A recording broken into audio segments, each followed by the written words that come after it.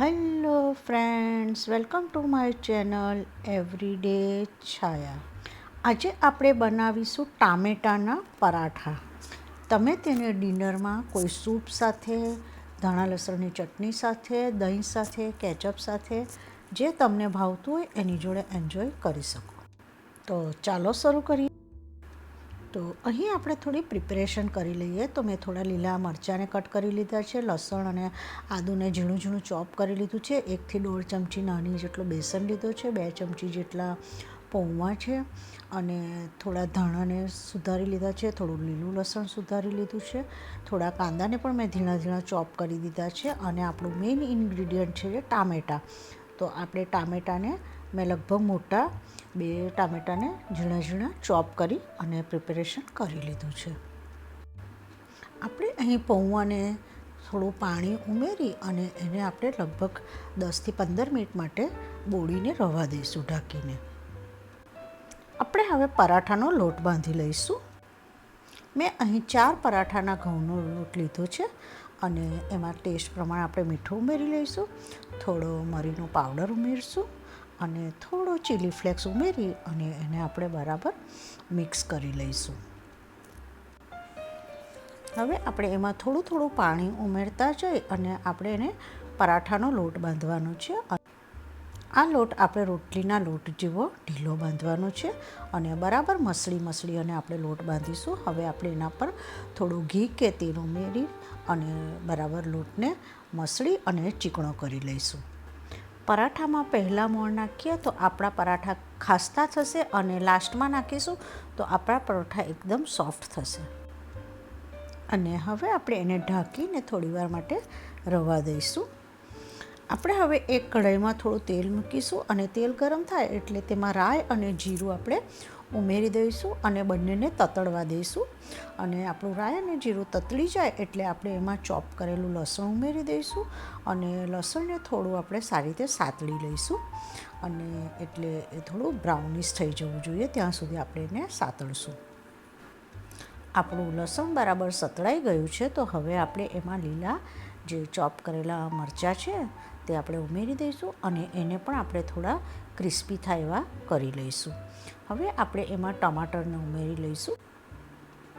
આપણે હવે એને થોડું હલાવી અને એમાં આપણે જે ઝીણું ગ્રેટ કરેલું આપણું આદું છે તે અને મીઠું ઉમેરી દઈશું અને હલાવી અને એને થોડીવાર ઢાંકી અને થવા દઈશું. થોડીવાર પછી આપણે ઢાંકણ ખોલીને જોઈશું તો આપણા ટામેટાં બરાબર ચડી ગયા છે અને બધા એકબીજા જોડે મિક્સ થવા માંડ્યા છે. આપણે હવે એમાં બેસન ઉમેરી દઈશું અને આપણે એને ધીમે તાપે બેસનને સરસ શેકી લઈશું. બેસનનો ટેસ્ટ કાચો ના રહેવો હોવો જોઈએ. આપણે હવે એમાં લીલું લસણ, લીલા ધાણા અને થોડી કસૂરી મેથીને 2 હાથ વચ્ચે ક્રશ કરી અને એમાં ઉમેરી દઈશું અને આપણે એને બરાબર મિક્સ કરી લઈશું. આપણે એને કન્ટિન્યુઅસ હલાવતા જઈશું જેથી નીચે દાઝે નહીં. આપણે એમાં થોડો ધણા જીરું પાવડર, થોડી હળદર તેમજ થોડું લાલ મરચું ઉમેરી લઈશું અને આપણે એને બરાબર મિક્સ કરી લઈશું. આપણું મિક્સર બરાબર થઈ ગયું છે અને તે કઢાઈની કિનારીઓને છોડવા માંડ્યું છે તો હવે આપણે ગેસ બંધ કરી એને ઠંડુ થવા દઈશું. આપણે હવે આ મિક્સરને એક બીજા બાઉલમાં ટ્રાન્સફર કરી અને એને ઠંડુ થવા દઈશું. આપણે હવે જે પહેલેથી પૌવાને બોળી રાખ્યા હતા તેને હાથ વડે નીચોવી અને આપણે એમાંનું બધું પાણીને કાઢી નાખીશું અને એને હવે હાથ વડે મસળી અને એને એકદમ મેશ કરી લઈશું.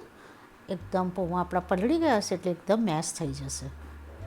અને આ પૌવાને આપણે ટામેટાવાળા મિક્સરમાં ઉમેરી અને સારી રીતે હાથથી મસળી અને ટામેટાના મિક્સર જોડે મિક્સ કરી લઈશું. આપણે હવે આ મિક્સરમાં ઝીણી સમારેલી ડુંગળી ઉમેરી દઈશું. આમ પણ ડુંગળી પરાઠામાં ખૂબ જ સરસ લાગે છે અને થોડા આપણે ધાણા ઉમેરી અને બરાબર એને મિક્સ કરી લઈશું. આપણે એને ઇક્વલ પાર્ટમાં ડિવાઈડ કરી લઈશું અને એના ગોળ ગોળ ગોળા બનાવી લઈશું. આપણે હવે પરાઠાના લોટને ફરીથી એકવાર બરાબર મસળી લઈશું અને એના પણ આપણે ઇક્વલ એવા પાર્ટ કરી લઈશું. મારા અહીં પરાઠાના 5 લુવા થયા છે. આપણે હવે એમાંથી એક લુવો લઈ 2 હાથની હથેળી વડે થોડો ગોળ ગોળ પ્રોપર કરી અને દબાવી અને એને આપણે ચોખાના લોટમાં રગદોળી લઈશું. અને આપણે કટોરી કરતા હોય એ રીતે આપણે કોર્નર પરથી થોડું પતલું પતલું અને વચ્ચેનો ભાગ થોડો મોટો થોડો જાડો રાખી અને આવી રીતે આપણે એને કટોરી શેપમાં કરી લેવાનું છે.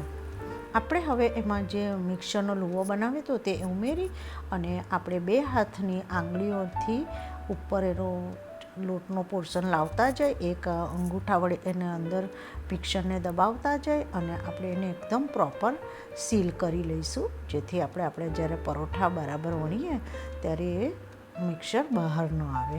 અને આવી રીતે કરતા જઈ અને પ્રોપર આપણે એનો એક લુવો બનાવી દઈએ. આપણે હવે એ લુવાને ચોખાના લોટમાં વચ્ચેના પોર્શનથી થોડું દબાવતા જાય અને આંગળીઓ વડે થોડું સ્પ્રેડ કરી લઈશું, જેથી આપણું જે સ્ટફિંગ છે તે બધી બાજુ પ્રોપર સ્પ્રેડ થઈ જાય.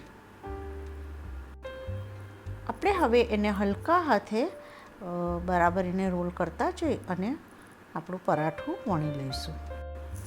આપણે હવે એને નોનસ્ટિક તવી પર મૂકી અને સ્લો ટુ મીડિયમ ગેસ ઉપર બંને બાજુ ફેરવતા જઈ અને ઘી કે તેલ તમે જે ખાતા હોય એનાથી આપણે એને સારી રીતે બંને સાઈડ ગોલ્ડન ક્રિસ્પી થાય ત્યાં સુધી એને આપણે શેકી લઈશું.